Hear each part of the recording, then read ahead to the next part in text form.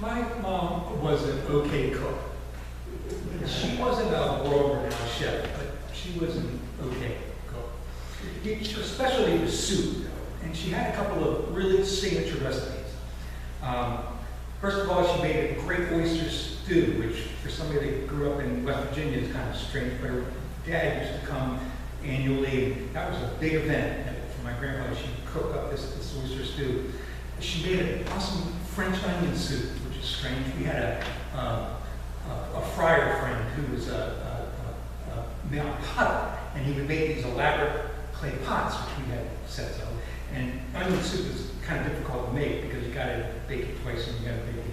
This was a text that my brother sent me a couple of weeks ago. Then he was so proud that he made the onion soup, and he had a bowl there, and the bread put on top, and he melted the cheese, and he was so proud of he's being like his mom.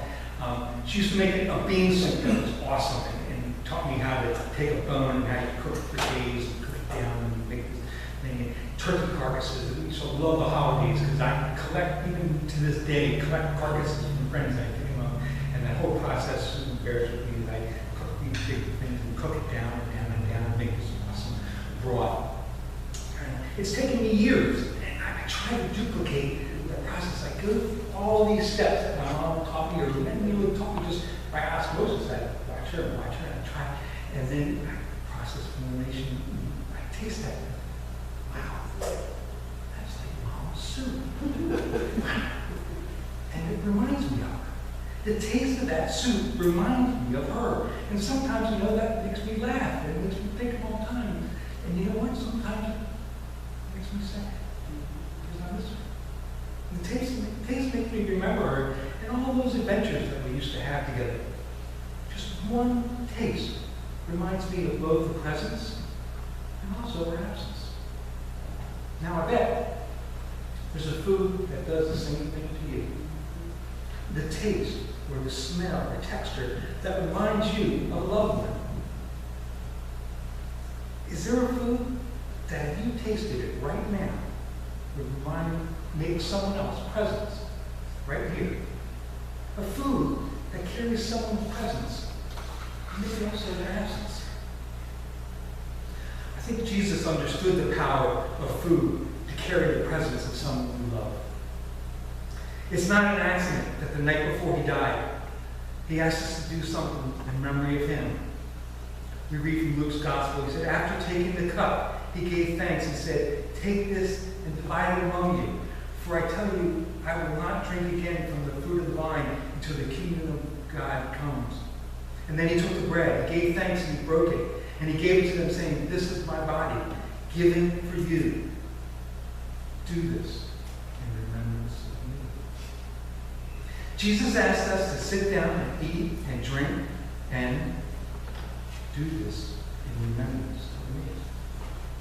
Jesus was returning to the Father in heaven through the Passion, but he also wanted to find a way to remain present to those that he loved so much on earth. At the Last Supper, he told us to eat and drink and drink the taste of bread and wine, and always remember that he is with us. Jesus is the bread of life. He keeps repeating that affirmation. Look at these verses that we read today. Then Jesus declared, I am the bread of life. Whoever comes to me will never go hungry, and whoever believes in me will never be thirsty. He says in verse 41, I am the bread that came down from heaven. He says in verse 48, I am the bread of life.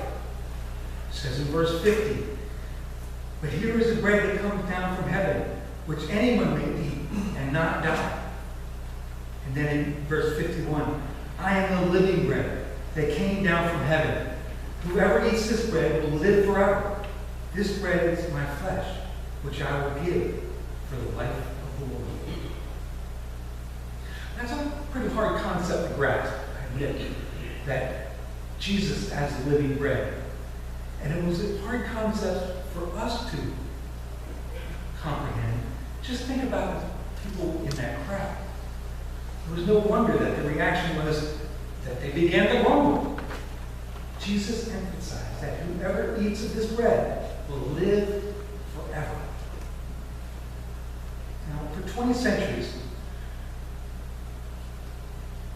for 200 centuries, I'm sorry, Christians have sat down and shared the meal he asks us to share. We have been faithful to his invitation. He who is the bread of life has asked us to sit down with the power of the Spirit and share the meal that he asks us to share. Broken bread and the cup of wrath. Now, as Christians of different denominations, we might use slightly different language. Some call it the bread of the Last Supper. Some call it Eucharistic bread. Some call it Holy Communion. But whatever you call it, we have come to realize that sharing in that meal helps us share in eternal life. When we eat the bread and drink the cup, we realize that Christ is with us. We grope at language to explain the mystery, but for 2,000 years we have known the truth. He who is the bread of life is with us at the table whenever we gather as the body of Christ. The Eucharist, the Lord's Supper, reveals that Christ is present in our midst. And the Eucharist also reminds us that, well, it can also remind us that Christ is absent from our midst. How can I say that? We know that he is always with us spiritually, but on a human level, we can't see his face. And we can't feel his hand on our shoulder. We'll lean on his arm for support. Christ is not there in the same tangible way that he was for the disciples. So even though we know he is with us in spirit, there are days when it feels like he is absent or distant. Now, when I'm making that soup, it reminds me how I yearn to see my mom again. I can't right now. And when I taste the bread of life, it reminds me how I've learned to see Christ face to face. But I don't right now. So, sharing the bread of life consoles me. Sitting down at the Lord's table with the Lord's people is a powerful reminder that our Savior is present, and it makes our lives make sense. There will always be times when we feel Christ is absent, because total fulfillment can only be found in Him. When we see Christ face to face, we're not there yet. So we live in tension. We live in tension because there are days when God's overwhelming presence is very real to us. Like watching a beautiful sunset, or staring out at the vastness of the ocean. Or for me, any time that I'm basking in the beauty of creation. Remember those slides that we saw earlier in that song? We experience the presence of God when we look out at the world that God has created. But even when we see God all around us, there are days when we feel He's absent. All of us have had days like the prophet Elijah. It was very good. But one day he prays, I have had enough. This is the same Elijah that in the chapter before this verse in Kings 19, he prayed and he saw the fire of God come down and crush the wicked king Ahab. And then he prayed for rain, and he ended a 3.5-year drought. But just one chapter later, he's running for his life, and he cries out, I've had enough. You know, we long for God to fix every problem. And usually we want God to do it right away. But then it doesn't happen. And when that dynamic occurs, we experience what it's like to feel Christ's absence. And it happens in the here and now.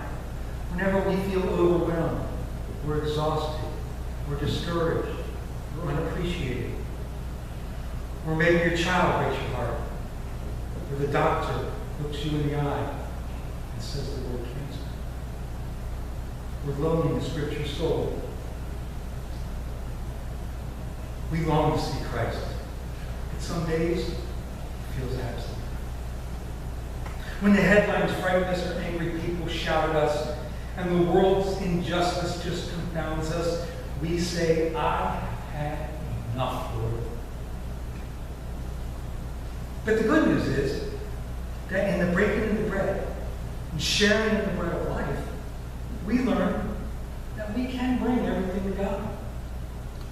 When we gather for worship, we have a chance to thank God for every way which we have experienced His presence this week.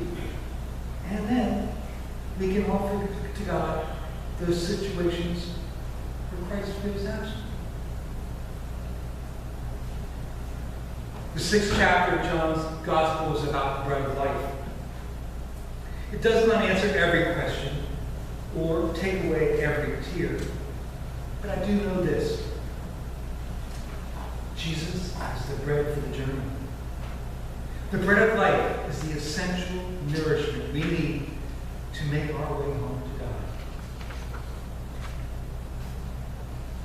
In a couple of minutes, we're going to pray the Lord's Prayer. And I think that is why Jesus taught us to pray, give us this day our daily bread. Note that what He doesn't say. He doesn't say, give us all the bread that we could possibly ever want. No, we just pray for daily bread. God, give us today what we need for today. Give us the strength and wisdom to do what You ask us to do today. And we trust, O Christ, that You will be here again tomorrow to give us daily bread. Until at last we see You face to face. In the name of the Father, and the Son, and the Holy Spirit. The peace of the Lord be always with you. Also with you. Let's offer each other